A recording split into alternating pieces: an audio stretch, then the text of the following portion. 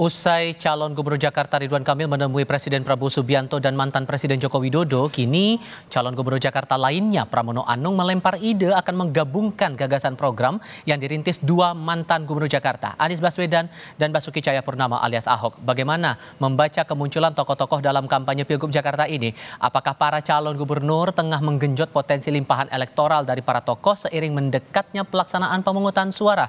Kami diskusikan bersama Ketua DPD Golkar Jakarta yang juga tim pemenangan Ridwan Kamil Suswono, Ahmed Zaki Iskandar. Lalu bergabung juga bersama kami juru bicara tim pemenangan Pramono Rano, Ciko Hakim, dan pengamat politik sekaligus Direktur Eksekutif LSI Jayadi Hanan. Selamat sore semuanya, apa kabar?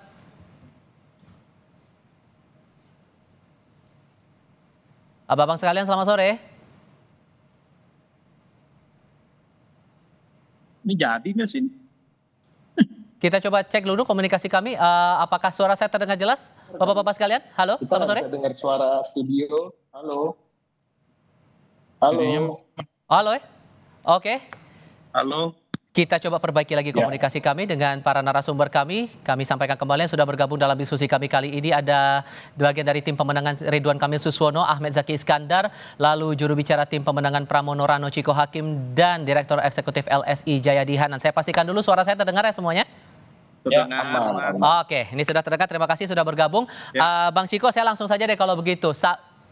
Tiba-tiba Mas Pram bilang akan menggabungkan ide Mas Anies dan Mas Ahok saat jadi Gubernur Jakarta waktu itu. Ini benar motif elektoral nih tujuannya? Enggak tiba-tiba, sejak awal dari sejak pencalonan pendaftaran dan setelah pendaftaran Mas Pram selalu menyampaikan. Dan terlihat juga selain penyampaian secara lisan, tapi juga terlihat dari gestur-gesturnya beliau menyambangi hampir semua mantan Gubernur DKI Jakarta, Bapak ke Bang Yos, kemudian Ahok, dan kemudian mungkin dalam waktu dekat Mas Anies juga. Dan dia juga selalu menyampaikan bahwa Jakarta ini pernah dipimpin oleh sosok-sosok yang hebat, yang mumpuni, yang mungkin karena keterbatasan masa jabatan dan lain hal, banyak program-programnya tidak selesai atau legacy-legacy yang sudah ditinggalkan itu sebenarnya masih bisa ditingkatkan lagi. Dan Mas Pram juga berkomitmen sejak awal ingin melanjutkan yang baik-baik yang sudah ditinggalkan oleh para mantan gubernur itu.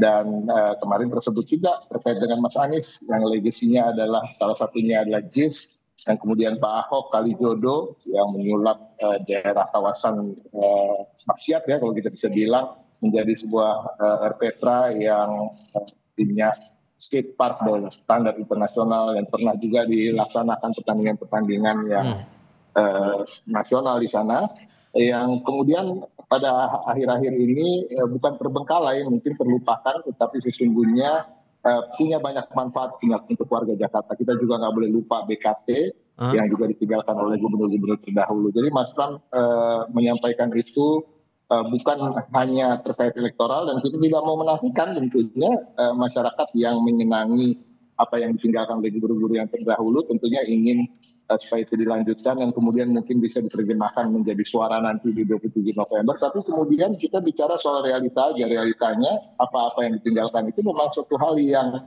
patut diteruskan dan patut disempurnakan. Kita bicara soal JIS, penyempurnaan akses dan jalur transportasinya juga harus diperbaiki dan itu akan dilakukan oleh Mas Pram. Kita bicara soal Kalijodo, tentunya perawatannya, maintenance-nya, yang kemudian juga pembangunan skatepark yang lebih mutakhir mungkin harus juga dilakukan dan banyak lagi BKT. Tapi ide kombinasi ini, Bang Ciko, sorry saya potong di situ. Apa ide kombinasi ini kalau kita runut dari kronologinya kan disampaikan setelah Ridwan Kamil bertemu dengan Pak Prabowo dan juga Pak Jokowi. Apakah ini sebagai upaya untuk mengimbangi pengaruh para tokoh agar elektabilitasnya pasangan Pram Rano ini tidak tergerus begitu? Enggak, itu kan sebenarnya ide itu sejak awal, makanya saya sampaikan sejak awal kalau bisa dirunut di Google aja. Di Google kata-kata Mas Pramono Anung akan melanjutkan program gubernur terdahulu, pasti muncul di sebulan lalu juga udah ada menyampaikan. Jadi sama sekali kita gini ya, bagi Mas Pram dan Bang Dul dan tim, kita menggunakan, mohon maaf nih, kacamata kuda terkait dengan perjuangan kita dan strategi maupun hal-hal yang terkait dengan apa yang akan kita lakukan ke bawah tanpa kita pusing dengan apa yang dilakukan oleh pihak kompetitor kita. Oke. Karena memang kita punya program tersendiri, kita punya strategi sendiri, dan kalau kemudian apa-apa yang disampaikan hari-hari ini mengangkat elektabilitas, ya itu mudah-mudahan menjadi sebuah konsekuensi yang baik bagi kita. Oke, Bang Zeki melihat ini sebagai aksi reaksi tidak bahwa gagasan ide kombinasi ini sebagai bentuk reaksi dari Mas Pram melihat Kang Emil bertemu dengan Pak Jokowi dan Pak Prabowo? Kami juga sama, jadi melanjutkan yang sudah baik di Jakarta, kemudian membenahi yang masih kurang dan belum sempurna, itu adalah targetnya Bang RK sama Mas Suswono. Jadi setelah banyak diskusi, belanja masalah, hal-hal yang baik yang perlu kita lanjutkan, kita lanjutkan.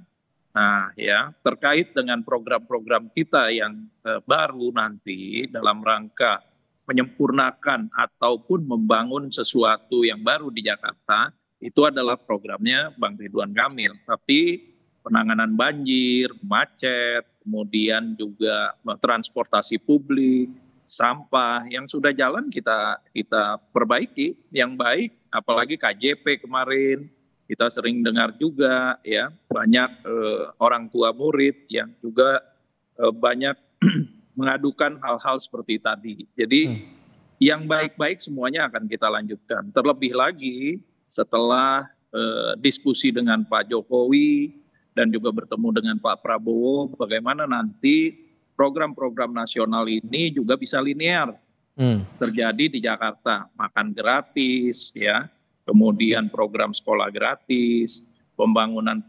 infrastruktur yang lebih besar, dan juga pastinya akan sejalan dengan kebutuhan masyarakat yang ada di Jakarta. Legasi apa yang coba dirawat oleh RK dari apa yang sudah sempat diupayakan oleh Pak Jokowi saat menjadi Gubernur Jakarta waktu itu? Pak Jokowi itu banyak sekali program-program infrastruktur yang menangani banjir, ya, yang kemudian sejalan dengan pemerintah pusat, seperti penanganan banjir Kanal Timur, kemudian banyak waduk-waduk yang sekarang juga tercipta untuk mengendalikan debit air di sungai-sungai yang mengaliri Jakarta.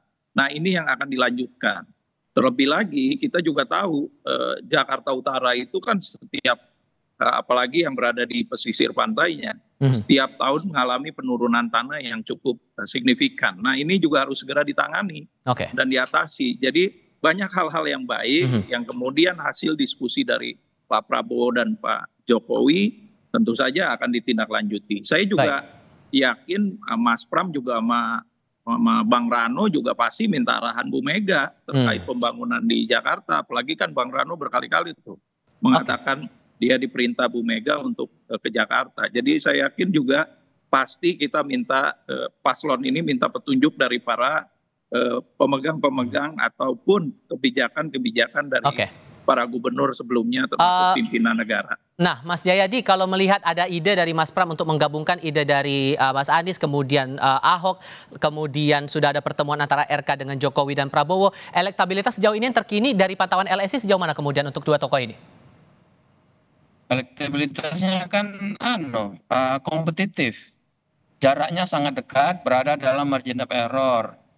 Dan LSI kan sudah mendeteksi itu sejak pertengahan Oktober, sejak akhir September malah ya, sejak lalu pertengahan Oktober, jarak elektabilitas antara kedua paslon itu cenderung makin dekat gitu. Dan terakhir kita mendengar rilis survei dari Kompas yang menunjukkan betapa jarak di kedua calon itu sangat dekat ya, hanya berselisih 0, jadi memang kalau kedua calon berusaha untuk memanfaatkan atau memaksimalkan semua faktor yang mungkin mendorong elektabilitas atau dampak elektoral positif kepada mereka, itu sesuatu yang sangat masuk akal. Nah, 4 tokoh yang kita sebut hari ini, Pak Prabowo, Pak Jokowi, Mas Anies, Ahok, itu semua adalah tokoh-tokoh yang dianggap bisa berpengaruh karena masing-masing punya dianggap memiliki massa, memiliki pengikut yang masih cukup besar di Jakarta. Jadi salah satu faktor yang penting dalam pilkada kali ini yang bisa diharapkan dari keempat tokoh itu adalah apa yang kita bisa sebut sebagai endorsement effect, efek endorsement gitu. Itulah salah satu alasan mengapa baik Mas Pram maupun Kang Emil itu mencoba untuk memanfaatkan atau menunjukkan kepada publik bahwa mereka dekat dengan tokoh-tokoh tersebut. Ini yang ditangkap juga dalam Litbang Kompas ini kami tampilkan di layar kaca pertimbangan pilihan calon gubernur kalau kemudian didukung oleh Joko Widodo 46,6%, Prabowo Subianto 49,7%, didukung oleh Ahok 39,9% dan didukung oleh Anies 44,2%. Jadi kalau Anda lihat apakah faktor dari dukungan tokoh ini masih akan tetap jadi pengaruh, Mas Jayadi, atau kembali lagi ke soal tokoh-tokoh cagup-cawagupnya yang jadi prioritas bagi pemilih atau programnya? Tiga-tiganya kan saya sebut tadi itu endorsement effect ya. Nanti bagaimana endorsement effect itu bekerja itu tergantung kepada bagaimana si cagup-cawagupnya tentu saja. Kalau misalnya ada orang endorse, ada misalnya Pak Anies endorse saya gitu kan, misalnya saya calon endorse saya kan nggak mungkin itu. Jadi sebaik kalau saya calon. Jadi kalau misalnya begini, Pak Anies endorse Dharma, kan berat itu. Karena Dharma tidak dikenal oleh warga Jakarta. Jadi tergantung kepada tokohnya masing-masing. Nah kebetulan baik Kang Emil bersama Rano dan Mas Pram juga Kang Emil dan Suswono lalu Pram Rano itu kan tokoh-tokoh yang sudah dikenal oleh warga Jakarta. Jadi kalau mereka mencoba memanfaatkan endorsement effect dari keempat tokoh itu bisa berpengaruh. Nah, tinggal masalahnya adalah tokoh mana yang akan bergerak langsung ke bawah, itu pertanyaannya. Jadi, nah keuntungan Anies sama Ahok adalah Anies sama Ahok berada di Jakarta dan bisa langsung turun ke bawah. Dan mereka masuk yang misalnya relawan dan sebagainya. Nah kalau Prabowo kan sudah Pak Prabowo sedang sibuk dengan kabinetnya kan gitu, pemerintahannya. Mungkin endorsement effect-nya hanya sebatas endorsement, tidak bisa langsung turun ke bawah. Jadi diperlukan kaki-kaki lebih jauh untuk itu. Karena Anies sama Ahok bisa gitu. Kalau gitu, kalau ada komitmen bahwa untuk meneruskan program yang sudah dibuat oleh gubernur sebelumnya, Bang Ciko, apakah ada rencana pertemuan nih antara Mas Pram dengan Bang Rano dengan Mas Anies Baswedan untuk beberapa waktu ke depan? Ya kita lihatlah, insya Allah hanya masalah waktu aja. Tapi yang lebih penting kan bahwa Mas Pram dan Bang Dul ini menyapa masyarakat di bawah, karena suara itu ada di situ. Elit memang betul tadi Mas Jayadi Hanan bilang ada endorsement effect ya, tapi kita meyakini ketika masyarakat melihat paslonnya langsung bertatap muka, bahkan bersalaman, syukur-syukur bisa foto bersama, itu yang akan lebih mendekatkan diri dan kemudian menjadikan pertimbangan utama bagi mereka untuk sendiri. Kalau endorsement effect yang diharapkan dari pasangan Ridho gimana Bang Zaki? Gini, pada akhirnya kita juga pasti suara masyarakat nanti. Nah, apa yang sudah dilakukan oleh Kang Emil dan Bang RK dan juga Mas Suswono di Jakarta, bertemu dengan masyarakat, belanja masalah segala macam, ini yang menjadi bahan untuk meyakinkan masyarakat bahwa program-program yang ditawarkan oleh Bang RK dan Mas Suswono ini benar-benar program yang mereka butuhkan dalam kurun waktu 5 tahun ke depan. Bertemu dengan Pak Prabowo dan Pak Jokowi ini memberikan efek juga kepada Bang RK dan Pak Suswono, ya, di mana mereka mewakili pemerintah pusat yang sekarang dan juga pemerintahan Pak Jokowi, termasuk pada zaman Pak Jokowi juga menjabat. Nah, tidak tertutup kemungkinan juga, mungkin juga kita nanti akan bertemu dengan para gubernur yang lain. Setelah Bang Foke, ada Anies, mungkin juga ada Ahok. Kenapa tidak buat sesuatu yang baik bagi masyarakat Jakarta? Kenapa nggak kita lakukan gitu? Jadi ini langkah-langkah yang memang banyak hal dari diskusi-diskusi tersebut yang bisa dituangkan di program-program pembangunan di Jakarta nanti. Mas Jayadi, apakah pertemuan antara para cagup-cawagup dengan tokoh-tokoh ini akan terjadi mendekati momen pemilihan tanggal 27 November? Mas Jayadi? Mas Jayadi? Tampaknya kami alami gangguan komunikasi. Kita sudah menangkap poin-poin dari masing-masing. Saya apresiasi Mas Jayadi Hanan sudah bergabung bersama kami. Bang Ciko, Bang Zaki juga terima kasih sudah hadir dalam diskusi kami kali ini. Selamat sore semuanya.